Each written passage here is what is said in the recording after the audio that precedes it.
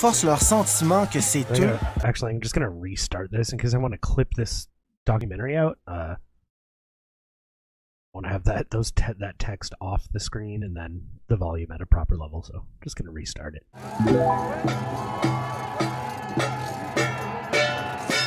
Il vous est ordonné, en tant que participant à une manifestation, de porter un couvre-visage. Steve, pourquoi ton drapeau du Québec est à l'envers? C'est un signe universel de détresse pour signifier qu'on est conscient qu'on est en territoire occupé par l'ennemi. Le refus d'obtempérer à l'un ou à l'autre de ces ordres vous rend passible d'une amende pouvant aller de 1000 à 6000 $. By the way, tant qu'on va passer dans toutes les merdias, fuck you, le gars! Depuis le début de la pandémie, je porte l'oreille au mouvement qui s'oppose aux mesures sanitaires. On les surnomme les anti-masques, les conspirationnistes, les complotistes, même les coucous, les covidios, les édentés. Au début de la mobilisation, dans les salles de rédaction, on se demande si on leur accorde de l'attention et si on couvre leurs manifestations. Mais dans les rues, ils sont souvent des milliers à protester. Est-ce qu'en les ignorant, ou pire, en les ridiculisant, on renforce leur sentiment que c'est eux contre nous? Vous devriez avoir honte de ce que vous propagez comme mensonge. Ça suffit. Ça suffit.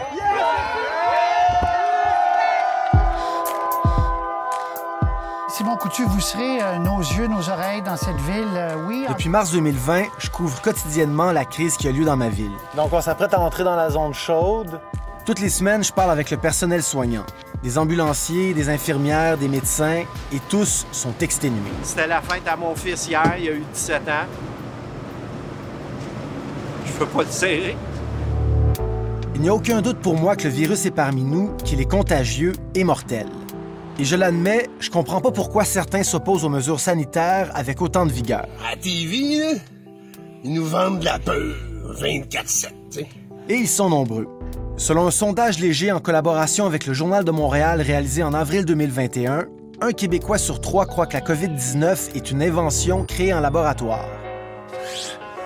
Je veux comprendre comment ils en sont arrivés à rejeter ce qu'ils appellent le narratif principal. C'est-à-dire qu'ils ne font plus confiance aux données scientifiques et aux faits rapportés par les médias.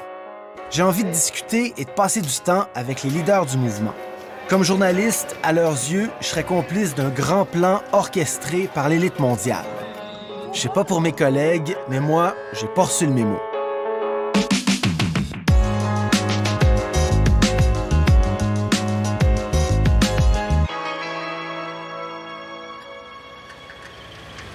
Better be fine to rescreen this. Our tax dollars paid for it.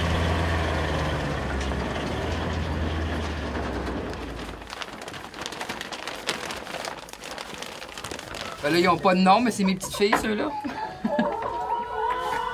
Comme je disais, si on n'est pas satisfait de la machine, il faut arrêter d'y contribuer.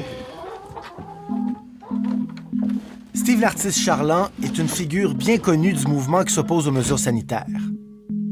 Il vit coupé du monde dans son petit rang d'un village des Laurentides. Steve est à l'intérieur? Ouais, il est là. L'été, il vend du bois de chauffage, l'hiver, il est déneigeur, et dans ses temps libres, il milite avec sa blonde Carole Tardif, dite La Louve. Ces deux-là ne croient pas à la pandémie. Croyez-vous qu'il y a un virus en ce moment qui rôde? On n'a jamais nié le fait qu'il y a un virus. Mais la chose qu'on affirme, par exemple, c'est qu'ils sont en train de depuis le printemps, je le dis, ils se servent de ce virus-là pour venir à bout de ce qu'on voit de leur plan. La mascarade, moi j'appelle ça une mascarade, là, le COVID, là, ça cache beaucoup d'autres choses. Ils sont en train de changer vraiment pour les futures générations, puis c'est pour ça qu'on se lève. Puis même Trudeau le dit en septembre, on va profiter de cette crise pour faire le Grand Reset. Je suis pas intéressé, mon Grand Reset. Le Grand Reset, ils vont tout enlever au peuple, puis ils vont tout le donner aux riches de ce monde. This pandemic has provided an opportunity for a reset. This is our La grande réinitialisation, le Great Reset. En soi, c'est pas une théorie du complot, ça existe pour vrai. Mais c'est pas non plus un plan caché. C'est une proposition du Forum économique mondial, un organisme qui rassemble une fois par année à Davos, en Suisse, les plus puissants de la planète. Dirigeants d'entreprise, chefs de gouvernement, intellectuels. To create a reset in our economic, social, ecological thinking. Le Great Reset, c'est officiellement un plan pour reconstruire l'économie de manière durable après la pandémie de COVID-19. Ça passerait notamment par une meilleure distribution de la richesse et plus d'investissements qui respectent l'environnement. Mais certains, comme Steve et Carol, croient plutôt que la grande réinitialisation serait un plan secret des élites pour manipuler la population. Eux autres, ils ont un plan, ils vont le mener à terme.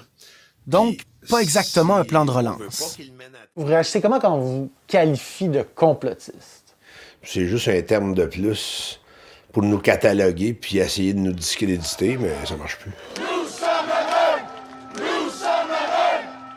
Jusqu'en 2019, Steve Charland était aussi le numéro 2 de la meute. Un groupe considéré comme nationaliste identitaire qui militait notamment contre l'immigration irrégulière. À l'époque, des dizaines de milliers de Québécois étaient membres du groupe secret Facebook. Mais la formation n'est plus vraiment active.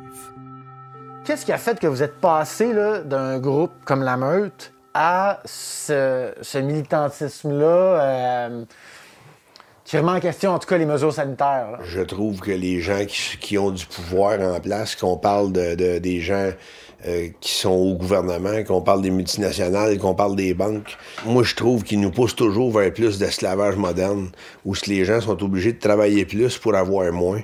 Ils sont plus endettés. Pour moi, c'est le même combat. Coupe le cœur! Coupe le cœur! Et Steve ne s'appelle pas l'artiste pour rien. Un peuple désuni qui a brachiolé comme un sport national qui a plus d'eau. Chansonnier, poète, il est aussi le leader des Farfadas. J'étais Farfada! Une formation informelle qui milite contre les mesures sanitaires. La peur, la peur, la peur, la peur, la peur, la peur, la peur. 24/7, des morts, des malades, des morts, des malades, des morts, des malades. En décembre 2020, ils ont fait les manchettes pour leur party de Noël illégal dans le garage de Steve. S'il y avait quelqu'un qui l'avait puis que tout le monde l'attrapait, la COVID, vous vous sentiriez pas coupable? J'ai rien changé dans ma vie depuis le mois d'avril. Si quelqu'un était venu me voir proche pour me dire « Hey, je l'ai pogné puis mon frère est en train de mourir » ou whatever, mais ça, c'est jamais arrivé. Oui, je me sentirais coupable si ça arriverait. Mais c'est jamais arrivé. J'ai pas la preuve tangible. Moi, je marche pas avec la TV, je marche avec ce que je vois. Puis ce que je vois, c'est que on n'est pas plus dangereux que d'autres, puisqu'on a continué de vivre normalement. Je veux voir votre sourire! Les manifestations sont au cœur du mouvement qui s'oppose aux mesures sanitaires. Il y en a eu des dizaines depuis le printemps 2020.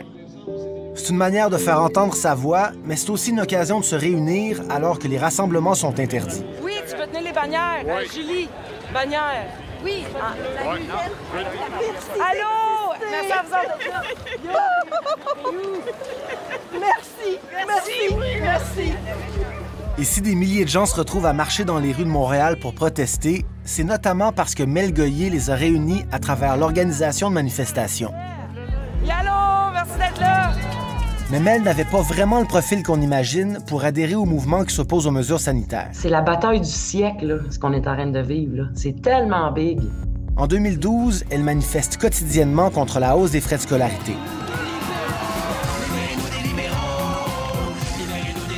En 2016, avec d'autres militants de Greenpeace, elle est arrêtée après s'être enchaînée aux infrastructures du pipeline 9B d'Enbridge à Montréal pour dénoncer les projets pétroliers de l'Ouest canadien. Et en 2018, elle organise le Festivulve, un festival féministe.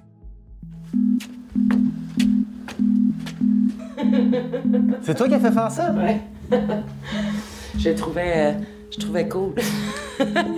C'est quoi le lien entre tes combats féministes et écologistes et le combat que tu mènes en ce moment contre les mesures sanitaires? C'est mes valeurs fondamentales. La liberté, le courage, l'authenticité, faire du sens. Je suis en train de voir les gens qui dépérissent autour de moi. Je suis en train de voir ma liberté qui s'effrite. Puis il y a les esclaves qui applaudissent. Puis je suis comme en train pour pas virer folle, j'essaie de faire du sens avec ce qui se passe. Depuis le début du confinement, elle partage du contenu qui fait référence à la mouvance conspirationniste américaine QAnon. Qu'il n'y a pas le Great Awakening, le grand réveil. Fuck le Great Reset, ça m'intéresse pas, leur affaire.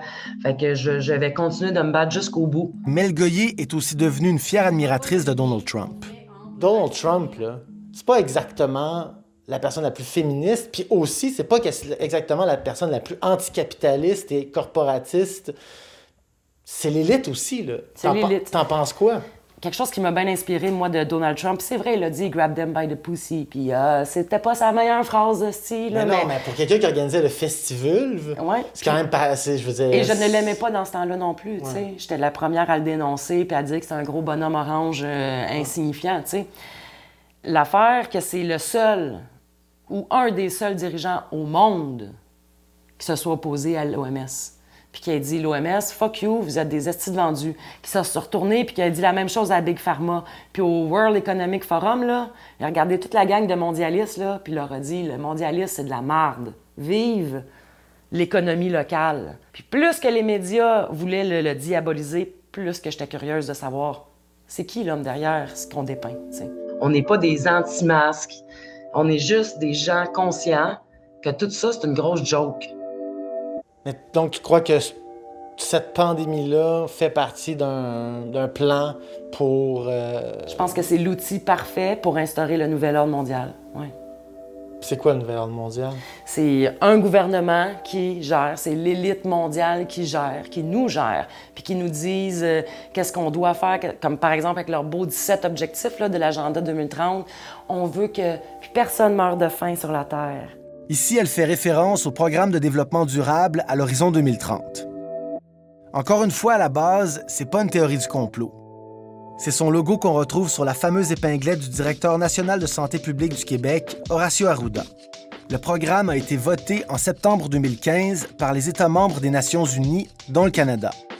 C'est un nouveau cadre de développement mondial qui vise 17 objectifs. Comme par exemple abolir la pauvreté, offrir une couverture sanitaire universelle, donner accès à l'enseignement de qualité et mettre fin à la dégradation de l'environnement. Sur papier, c'est plein de bonnes idées. Mais certains, comme Mel Goyer, y voient un complot des élites pour mettre en place un gouvernement mondial. Je l'ai vu, moi, à l'horizon 2030, là. C'est du beau, hein? Ben oui. Mais oui. Puis quand on dit, mettons, on veut... Non, mais pour vrai, je veux dire, c'est plein de... C'est magnifique. De belles résolutions. Les beaux objectifs, toi. Moi, aucun problème avec les objectifs. Problème avec la stratégie pour arriver à l'objectif. Je te donne un exemple. On veut que personne meure de faim.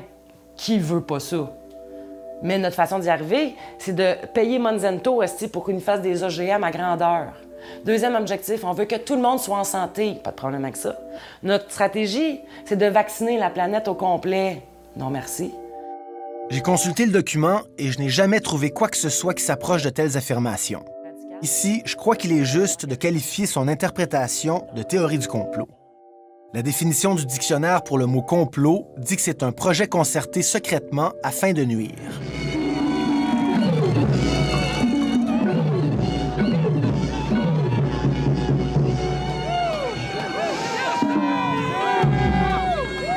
Il reste-tu des gens au Québec avec des couilles?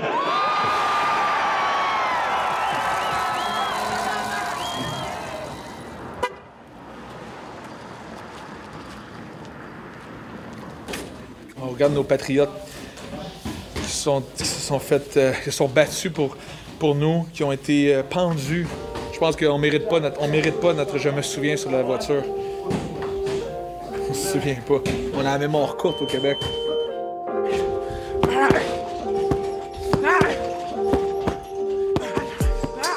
Dave Leduc est un Gatinois 6 fois champion du monde de l'Etway, la boxe birmane. C'est un des sports les plus violents au monde. Illégal au Canada et dans 49 États américains. Presque tout est permis. Coup de tête, coup de coude et on se bat à main nue. Dave n'est pas connu pour son activisme, sauf pour son sport et le mode de vie vegan. Mais depuis quelques mois, il mène un tout autre combat. C'est pour ça qu'on demande un débat public, c'est pour ça qu'on veut la transparence. Il s'en prend allègrement aux mesures sanitaires, aux vaccins et aux médias traditionnels. Parce que les médias sont une extension du gouvernement. Allez sur la page, désabonnez-vous. Le point culminant a lieu en novembre dernier quand il remporte un combat au Wyoming devant des millions d'internautes. Il en profite pour partager ses positions d'une manière plutôt explicite. But fuck Bill Gates, fuck his mask, fuck his vaccines, fuck the World Health Organization. They can put their fucking vaccine in their fucking ass. Le 20 décembre, ils sont des milliers à prendre la rue à Montréal contre les mesures sanitaires. As-tu souvent manifesté comme ça dans ta vie? C'est ma première fois. C'est ta première manifestation à vie? J'avais jamais été interpellé aussi fort que ça. Il y a encore des gens qui réalisent pas ce qu'on est en train de vivre présentement. Mais c'est normal, parce que c'est tellement bien orchestré, la propagande de peur aux nouvelles, c'est incroyable. Tu réussis super bien. Tu as une bonne image à l'international, tout ça.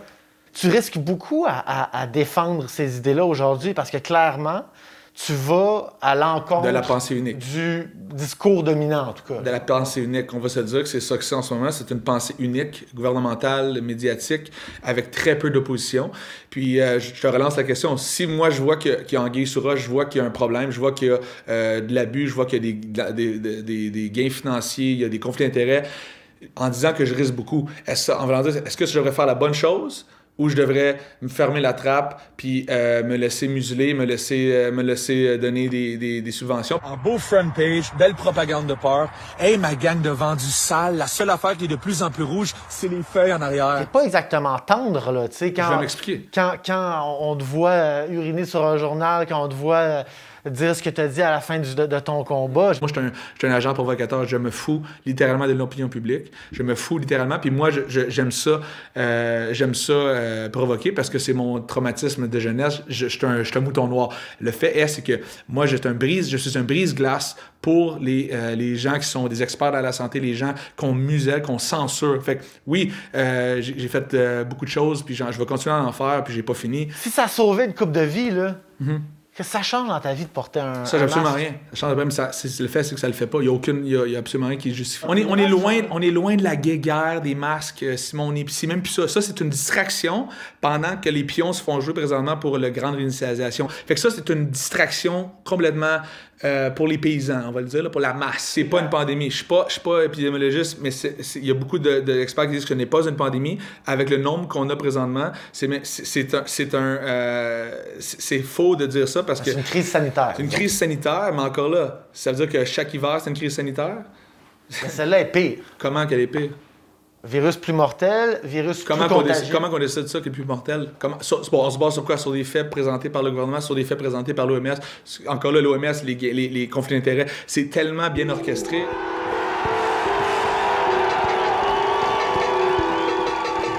C'est le gouvernement qui n'écoute pas le peuple. Et le peuple, qu'on soit 10 000, qu'on soit 100 000, on a une voix et ils doivent nous écouter. On demande un débat public. Tout de suite après son discours, les policiers l'interpellent parce qu'il ne porte pas de couvre-visage. D'ailleurs, ce jour-là, 269 constats d'infraction sont distribués. Je trouve ça honteux de qu'est-ce qui se passe en ce moment des policiers en arrière de moi. J'ai été 12 ans dans la police. C'est honteux qu'est-ce que je vois ici. C'est dégueulasse. Sincèrement, ça se fait pas. C'est le peuple pour lequel on travaille. Pas votre mairesse Laplante qui veut des fonds de police. Maxime Ouimet, un ancien agent de police de Laval, a abandonné son uniforme au cours des derniers mois. Il se fait aujourd'hui appeler le policier du peuple. Mais aujourd'hui, je réalise que c'est pas en étant policier que je réalise mon rêve, mais en arrêtant d'obéir à ceux qui m'empêchent de le faire. Puis toi, Big, pourquoi t'es rentré dans la police?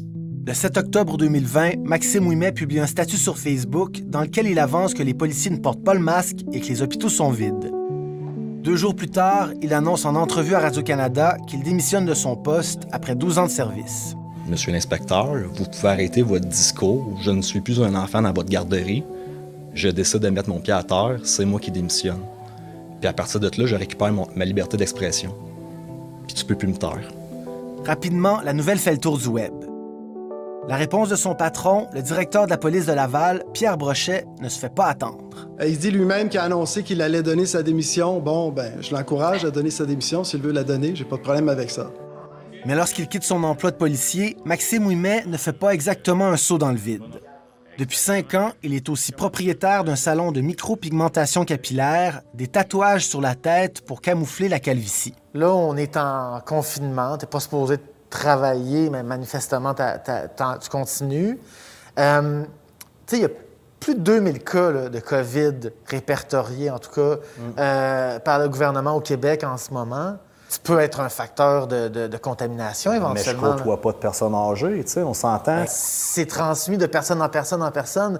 Je me fais l'avocat du diable là-dedans, mais dans le sens que je veux dire, moi, je suis persuadé qu'on a tous développé une immunité collective en ce moment. Ça fait 1 an qu'on vit là-dedans. Tu ne me feras pas croire que je n'ai pas été en contact avec quelqu'un dans une pandémie qui avait le COVID. Fait moi, je pense qu'on est tous immunisés en ce moment. Hier soir, vous voyez des vitres qui ont été fracassées. Le commerce a été en partie la proie des flammes, mais les pompiers ont... Le soir de sa démission du service de police de Laval, un cocktail Molotov incendie son commerce. Une enquête est en cours et personne n'a été arrêté jusqu'à maintenant. Mais à partir du moment où j'ai été incendié, puis que je me suis vraiment rendu compte qu'il y a des gens mal intentionnés, que la méchanceté existe pour le vrai, puis que j'ai commencé à regarder des vidéos, j'ai commencé à regarder pourquoi qu'on est arrivé là. Je me suis dit, j'ai vraiment besoin d'une protection supérieure à ce que la police peut me donner ou qu'est-ce que ma personne moi-même peut avoir. Puis c'est là que, moi, j'ai jamais lu la Bible de ma vie, là, puis tout ça. Puis, j'étais allé 2 fois à l'église de Carlos, puis tout ça. Puis, tu sais, il lit des passages de la Bible que tu fais comme, mais calique, ça marche. Puis, tu sais, tu te rends compte qu'il y a peut-être une dimension plus puissante de la vie normale. Lorsque les ténèbres sont là, la lumière fait silence, c'est correct. Mais lorsque la lumière se met debout, lorsque la lumière se lève, les ténèbres doivent disparaître dans le nom de Jésus. Maxime Ouimet fait ici référence à Carlos Norbal, le pasteur de l'église Nouvelle Création à Montréal. Fait que tu commences à considérer de plus en plus qu'il y a un Dieu qui existe. Oui, effectivement. Ou du moins qu'il y a une dimension qu'on appelle le monde spirituel. Exact. Carlos Norbal est un personnage controversé qui continue à célébrer des messes devant public à l'automne 2020, malgré les interdictions de rassemblement. Parce qu'un peuple effrayé est manipulable. Mais un peuple qui secoue la peur ne peut plus être intimidé et contrôlé et manipulé. On regarde quelqu'un qui lui secoue la peur. Secoue la peur. Il a d'ailleurs reçu plusieurs des leaders du mouvement qui s'opposent aux mesures sanitaires dans son église du quartier Saint-Michel. Est-ce qu'il y a un aspect même messianique à ton combat? C'est pas toi qui décides de la mission, hein. Si elle l'est.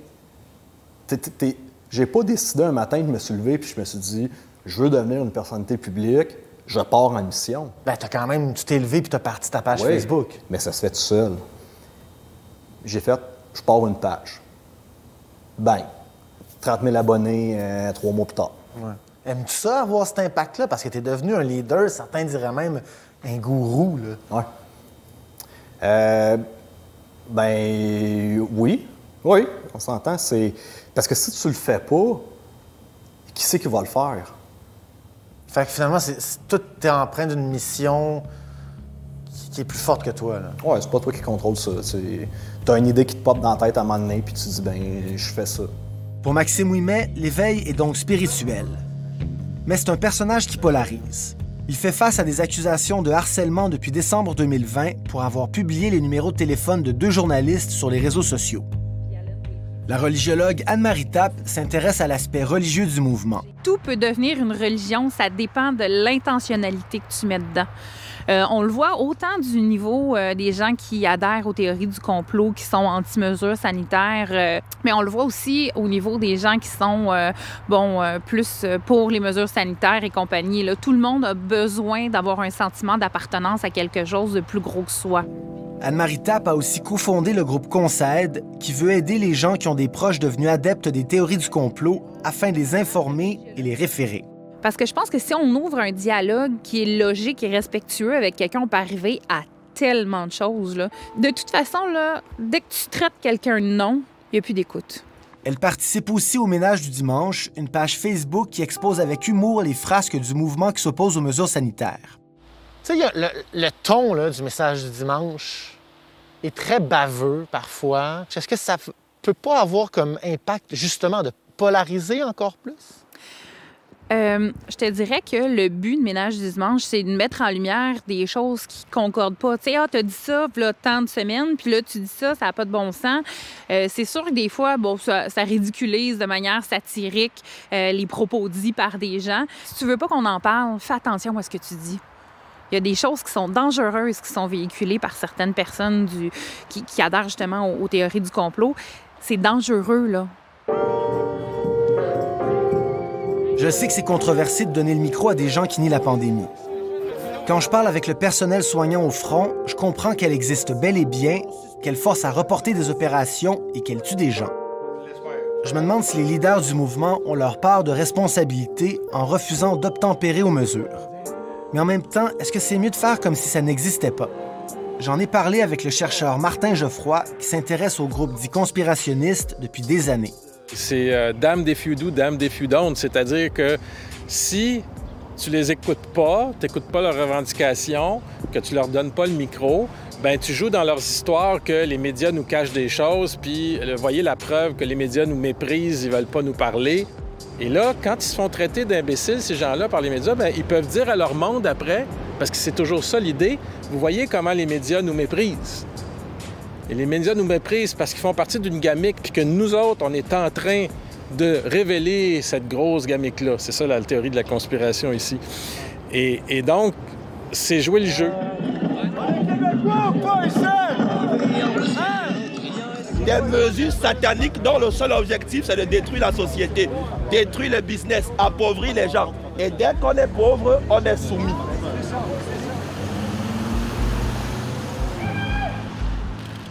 À l'hiver 2021, le Québec traverse une deuxième vague de COVID-19. Près de 10 000 personnes en sont mortes jusqu'à maintenant dans la province. Le 9 janvier, le gouvernement impose un traitement choc.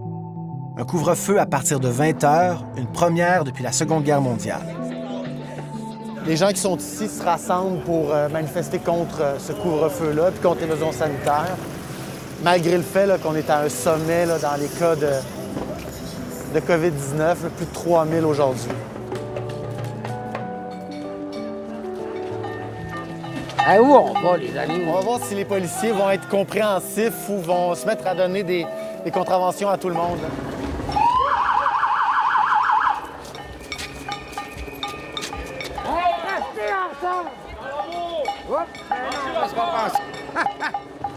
Ce soir-là, tous ceux qui ont participé au rassemblement illégal sont interpellés et reçoivent un constat d'infraction. L'événement a duré une vingtaine de minutes. Mel Goyer n'a même pas eu le temps d'arriver sur les lieux. Le couvre-feu a commencé à comme 45 minutes, là. Débile. Tout le monde le respecte, man, comme des estis d'esclaves qui applaudissent, man, la répression, qui pensent qu'en sortant pas de chez eux à 8 heures le soir, man, il n'y en aura plus de coronavirus. C'est quoi ce style de psychose sociale, là? Les gens n'ont pas respecté les règles pendant les fêtes. Fait que tu penses que de ne pas sortir après 8 heures, ça va vraiment changer quelque chose? Bien, ça va faire en sorte que le monde ne fait pas le party, tu sais. Mais ils vont le faire le jour, le petite party, je veux dire, c'est... Comme je te dis, moi, je suis pas le gouvernement, là, tu le sais, là, mais ce qu'ils disent en ce moment, c'est que ils vont... En fait, c'est que si ça baisse pas, le feu va pogner dans le système de santé, dans le sens... Ils vont être obligés de choisir entre une personne ou une autre. OK. Le feu, là, il est pogné dans le système de santé depuis des dizaines et des dizaines d'années. Puis t'es là, man, puis t'obéis, puis tu te plies au règne avec ton caméraman. Ça me fait chier, man. C'est ça qui me fait plus chier encore que les mesures répressives du gouvernement. C'est de vous voir toute la gang obéir, man, parce que vous voulez pas de troubles. Puis c'est quoi ça? Le couvre-feu, qui a été adopté dans certains pays européens, est la mesure la plus restrictive en Amérique du Nord.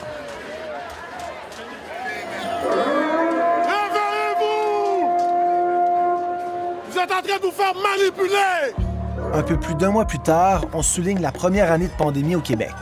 Et Mel Goyer organise une grande manifestation pour marquer le coup, la Marche des Insoumis. Qu'est-ce qui a changé, tu crois, chez les gens qui sont ici aujourd'hui, là? Bien, moi, je l'avais prédit que le 1 an, il serait marquant dans l'esprit des gens. Parce que pour beaucoup de gens, c'était temporaire, c'était 28 jours, c'était pour pas longtemps. Puis là, ça fait 1 an.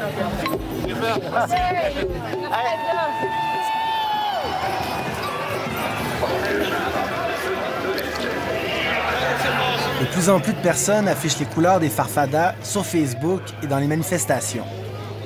La mobilisation me fait d'ailleurs penser à celle de la Meute il y a quelques années. Le groupe fait aussi parler de lui pour ses coups d'éclat. Les Farfadas sont derrière les blocages du pont-tunnel Louis-Polyte Lafontaine après les manifestations du 20 décembre 2020 et du 13 mars 2021. Mario Roy, un militant bien connu qui est membre du groupe, a été arrêté en lien avec cette action. il pourrait faire face à des accusations de méfaits. Moi, je me souviens, tu étais bien insulté du fait qu'on puisse vous catégoriser comme personnes qui veulent troubler la paix sociale dans le journal. Puis lorsque, je dis pas que tu le fais, là, mais lorsque des gens de ton entourage le font, on dirait qu'après ça, vous vous surprenez qu'il y a des conséquences puis éventuellement des arrestations. Aux dernières nouvelles, je veux dire, c'est illégal de bloquer le pont, là? Est-ce que c'est correct ou pas? Non, c'est pas correct d'avoir besoin de bloquer un pont. Non, c'est pas correct. J'aimerais ça qu'on ne soit pas obligé d'en arriver là. Mais où est-ce qu'il faut aller pour se faire entendre? Qu'est-ce qu'il faut faire pour se faire entendre? Qu'est-ce qu'il faut faire pour déranger l'opinion publique au point de dire... Ils ont peut-être quelque chose à dire, eux autres. C'est où qu'il faut... Parce qu'on n'est jamais entendu. Dave Leduc est un des grands absents de la manifestation du 13 mars. On voit des photos. Parce qu'il a quitté le Québec il y a quelques semaines pour la Turquie. Je l'ai rencontré chez sa belle famille juste avant son départ. As-tu l'impression un peu d'abandonner le combat, abandonner le Québec, le Canada? Absolument pas. Absolument pas. Moi, je suis un patriote à la vie à la mort. C'est juste que je sais que je suis inutile en prison. Je suis inutile pauvre, donc je suis inutile mort. Fait que je sais que si on... En ce moment, les manifestations ne fonctionnent plus. En ce moment, on va aller relaxer, regarder un peu ce qui se passe, m'entraîner, parce que je peux pas m'entraîner ici au Canada présentement, puis j'aime pas où est-ce que le Canada est présentement avec nos politiciens. Je vais continuer à militer, je vais continuer à me battre pour ma patrie. C'est juste le début. On n'a pas fini de voir, on n'a pas fini. Si le monde il pense que ça va finir dans 1 an, il pense que ça va finir dans une couple de mois, ils sont dans le champ, t'es pas à peu près. Vive le Québec libre.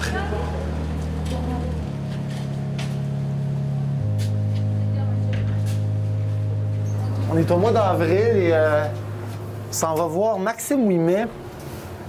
Ça fait un moment que je ne l'ai pas vu parce qu'il n'était pas à la dernière manifestation. Il est moins actif sur les réseaux sociaux et la religion est moins présente dans son discours. Est-ce que tu as décidé de mettre ça un peu de côté, le militantisme? Non, j'essaye encore, mais oui, un peu de côté. Ça n'a pas été facile. Hein? Novembre, décembre, avec... on a payé cher là, de ma sortie publique. Fait que ça a été dur. J'ai fait des promesses à ma femme. Elle accepte que je continue à faire le combat, qu'une fois de temps en temps, je vois des manifestations, mais que je m'arrange pour qu'il y ait moins possible de conséquences qui rebondissent à la maison. Fait que le jour où ça devient normal, tu débarques?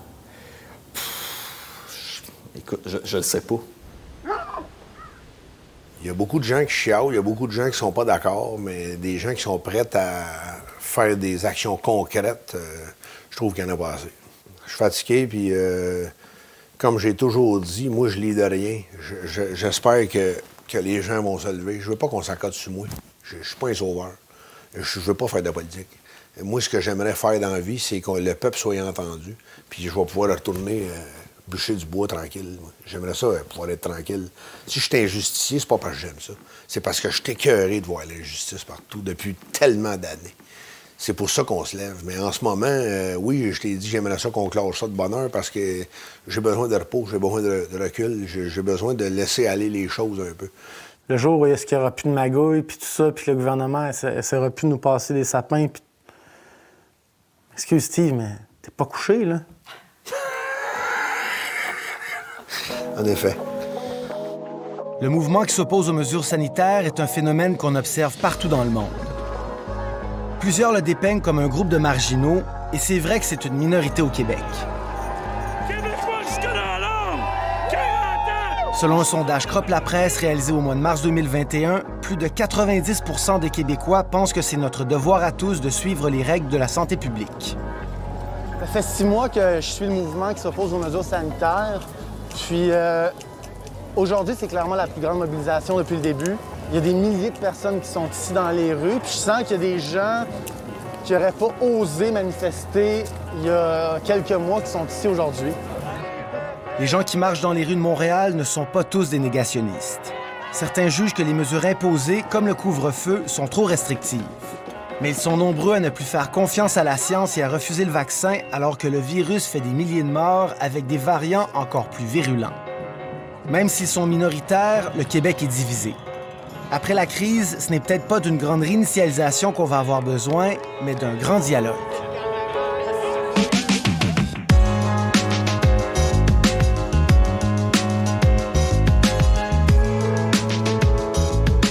Conviction, c'est aussi une série balado. Rendez-vous sur l'application Audio pour écouter les 6 épisodes. Yeah, that was cool, man. That was a good little documentary. I don't know if it's like just because it's Radio-Canada, like it feels more fair than any CBC press I've ever seen on the counter. So cool. Oh, I guess that's it for today. Maybe I should put on, you know, some fucking music first and then I'll go.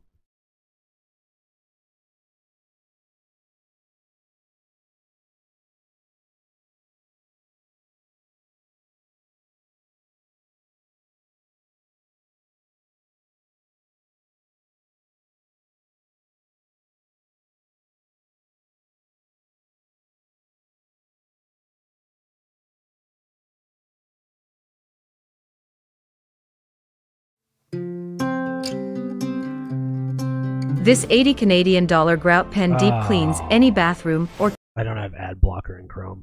Oh, what the fuck? That. Back. Forward. There we go.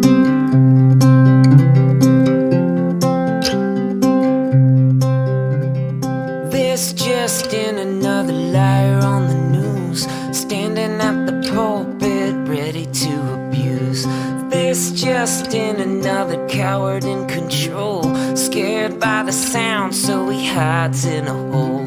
He'll call on the guards to trample the crowd, 'cause the louder they get, they silence his power. Shame, blame, no matter what they say, don't let the bastard get to you. He's gonna try to shut us down, but we'll stand our ground. Hey, this just in, he'll lose.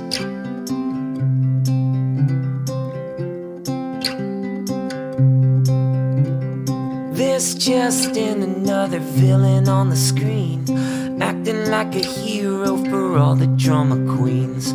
This just in, another black painted face, lathered in his virtue, enslaving every race. He'll send out the troops and freeze the account, says the freedom you get is what he makes allowed. Shame, blame, no matter what they say, don't let the bastard get to you. He's gonna try to shut us down, but we'll stand our ground. Hey, this just in, he'll lose.